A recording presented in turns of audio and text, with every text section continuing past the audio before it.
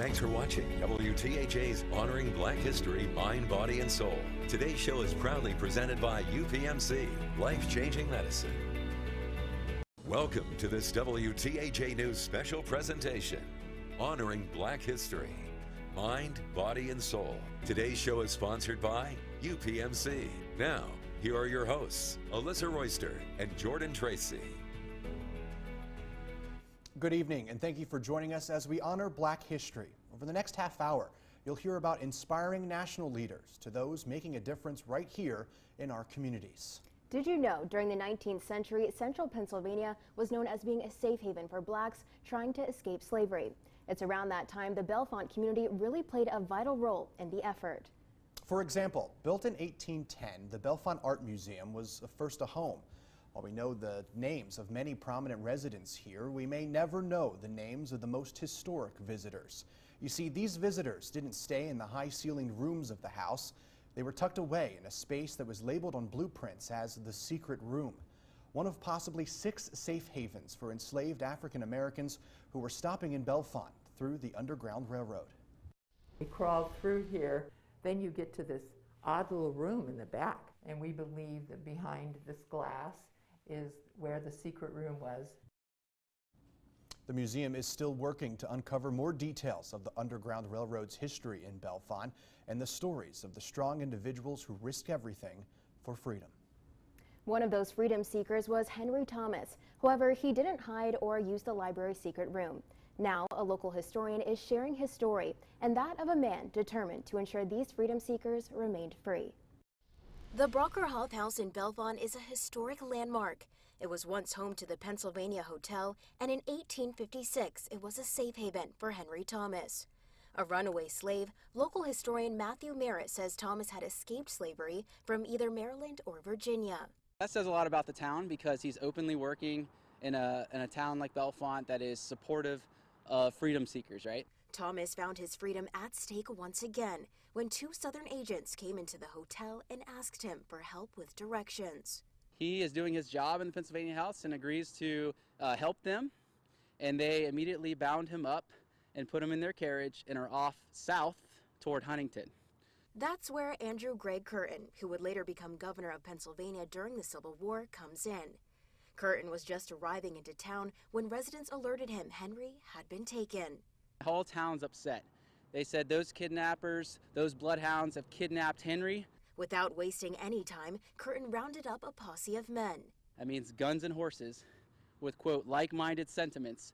And I imagine them peeling out from the diamond on horses after Henry Thomas. The rescue mission, however, was unsuccessful. He is remanded or taken back into slavery in Maryland or Virginia. At the time, this was allowed under the Fugitive Slave Law of 1850. Nicknamed the Bloodhound Law, that gave Southern agents the legal right to come into Northern territories and claim their property. As for whatever happened to Thomas, we don't know what happened to him. Like he kind of assumed he spent the rest of his days in slavery. Despite Curtin failing to rescue Thomas, he didn't let that stop him from trying to save others. He ends up becoming the great Civil War governor. He raises lots of troops to defend the Union Army. Not to mention helping President Abraham Lincoln achieve support for the Emancipation Proclamation. Now statues of him stand in his honor and part of his unswerving efforts to fight for an end to slavery.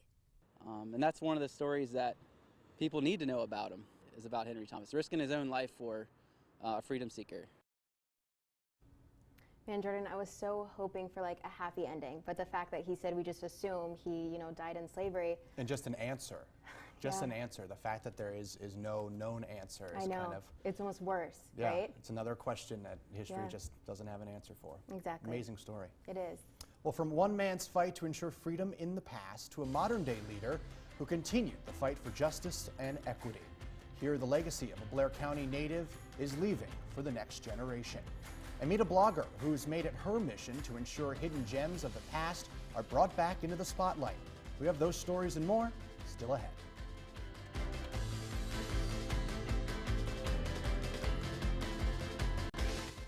Welcome back to WTHA's Honoring Black History, Mind, Body, and Soul. Welcome back. After serving more than 30 years as president of Blair County's NAACP, Donald Witherspoon passed away in 2020 at the age of 77 from complications due to COVID-19. While he may be gone, his legacy of leading the fight for justice and equity lives on. I sat down with some of his family members as well as the new NAACP president who reflect on a life well lived. He was definitely a pillar, and he was the anchor of this town. When asked what was Donald Witherspoon like, I was given the same answer. He's very, very quiet. For a man of few words, his actions were loud. Quiet strength, I would call it. He wanted to make a change. He was about making a difference in people's lives. From not just a black perspective, he looked at it from a human perspective.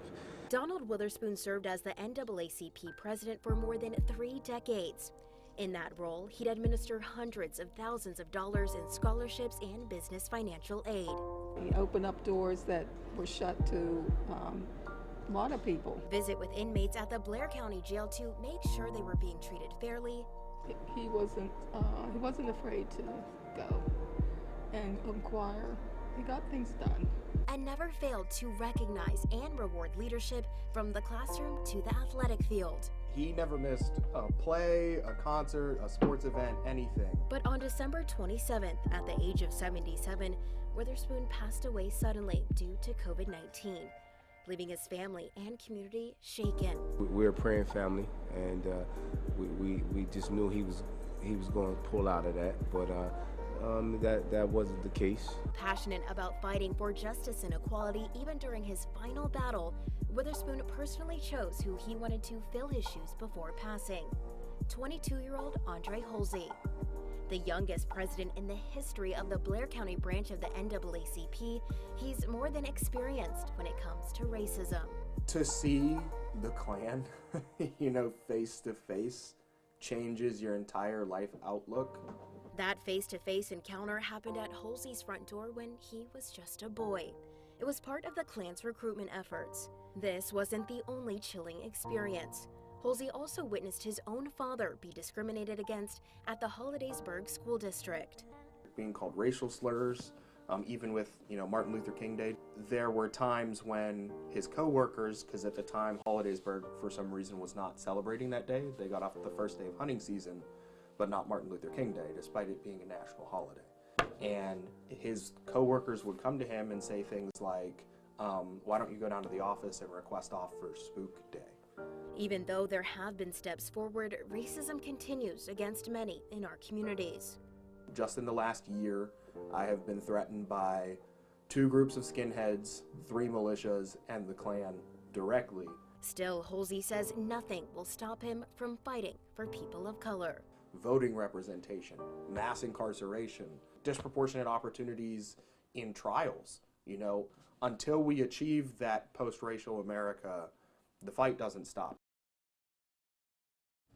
Yeah, Don was a great man and leaves behind a really big legacy. Yeah, I said I wish I got to meet him. Absolutely.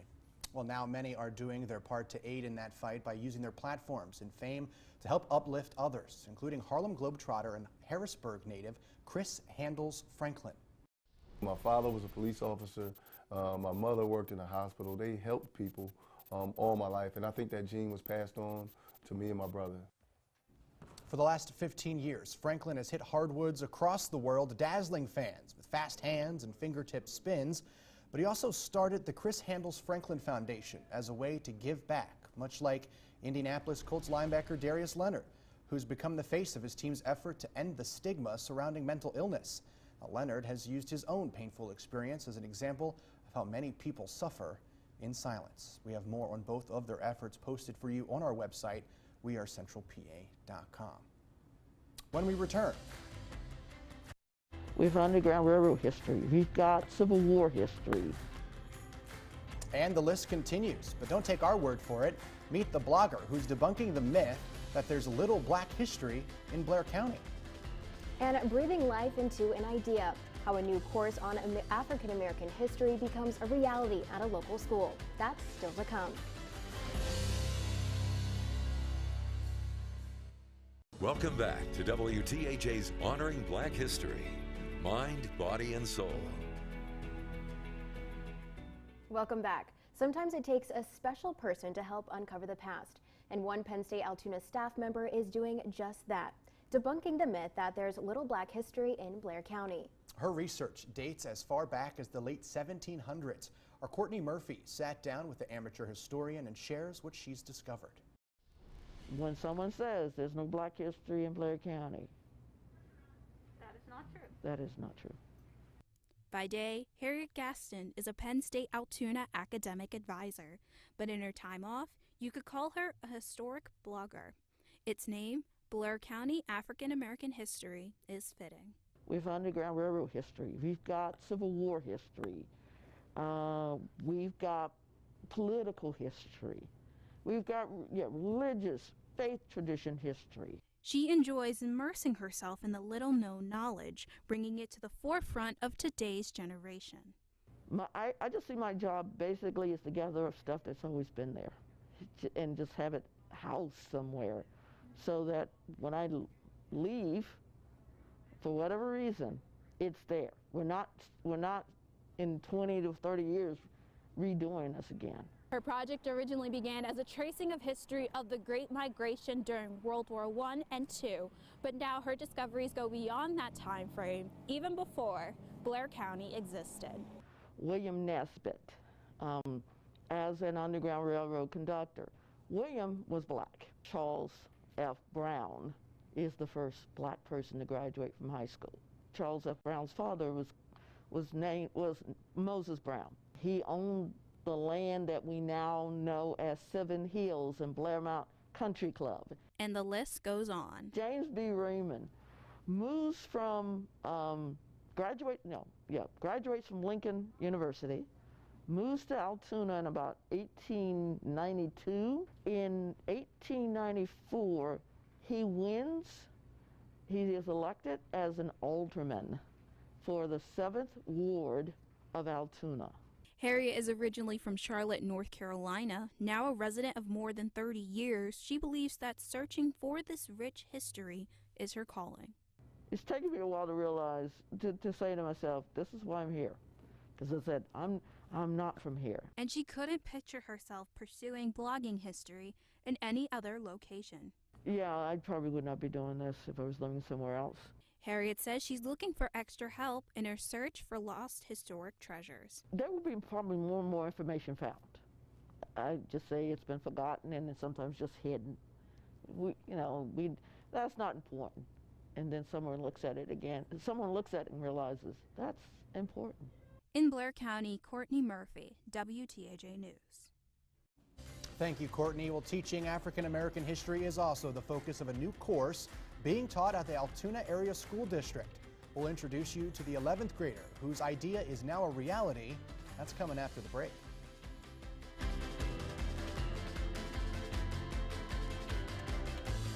Welcome back to WTAJ's Honoring Black History, Mind, Body, and Soul.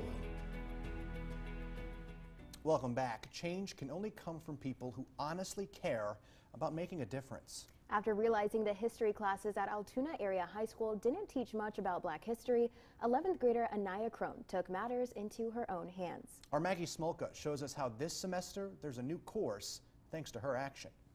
What did he bring to the country? It's a Monday afternoon in Mrs. Klein's classroom at Altoona Area High School. What's the two big things that they traded? The start of a new week and the start of a brand new course. It's always good as a teacher to be always learning, so I'm learning right along with them. The students here are learning about African American history. It's all thanks to 11th grader Anaya Crone. It makes me super proud. Anaya got her inspiration from her stepdad, who passed away from cancer in 2019.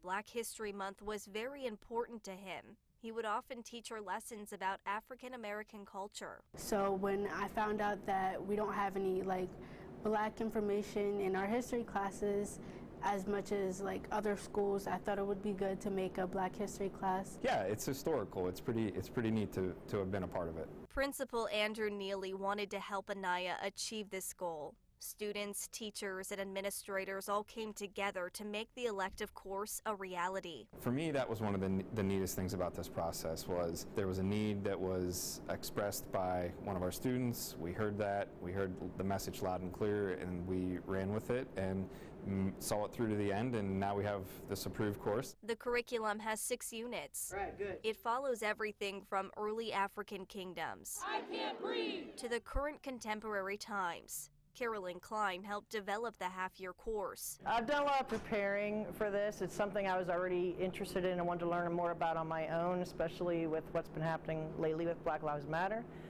So I took it upon myself to learn what I could as an educator. Good, Sonny Ali. Anaya hopes to continue adding more diversity into schools. I think when we are successful, I think we should do other school districts like Hollidaysburg and Williamsburg and all these other schools, and eventually have it worldwide. Big goals and big dreams. That's something she was taught beyond the classroom, and a lesson we can all learn. When you have an idea, run with it. Don't ever be afraid to step up and inspire change. In Altoona, I'm Maggie Smolka for WTAJ News. Welcome back to WTAJ's Honoring Black History, Mind, Body, and Soul. Welcome back. From Thurgood Marshall being the first African American ever to be appointed to the U.S. Supreme Court, to Madam C.J. Walker being the first black self-made millionaire, Black history is endless. While we hope you learned a lot during our broadcast, we want to leave you with a way you can learn even more. Joan Rogers has been putting on a Black History Month contest for the past 16 years. But how did it get started in the first place? Well, Joan participated in one herself and was left stumped on a few questions. So it's been about 1994. I went to Adams Park Library, that's what it was called. Sitting there in the lobby was the contest. I said, Black History Contest. Intrigued. I said, well, let me take the contest, because I know my history right. Or so Joan Rogers thought. I started looking at it, and I was like, oh, I don't even know half of this stuff. Still, Joan ended up winning the contest. But I was not pleased with the fact that I didn't know my history. So Joan decided to do something about it. I started buying books. I got over 100 books. Leaving no page left unturned, Joan didn't just want to know the basic fun facts of Black history, but its entirety down to the details. Because they're hard. They're ugly. Some of them are even brutal. No matter how hard to swallow, Joan says they're important to know as it's our history. American history and African American history cannot be separated due to the history of slavery, due to the history of oppression. You have your oppressors and your oppressed. Joan now hopes to inspire others to want to learn, the same way she was through her own Black History contest, one that she's been putting on for the past 16 years. I do a lot. I add new questions, change some of them up, and yeah. So there's so much history. You can keep doing this forever.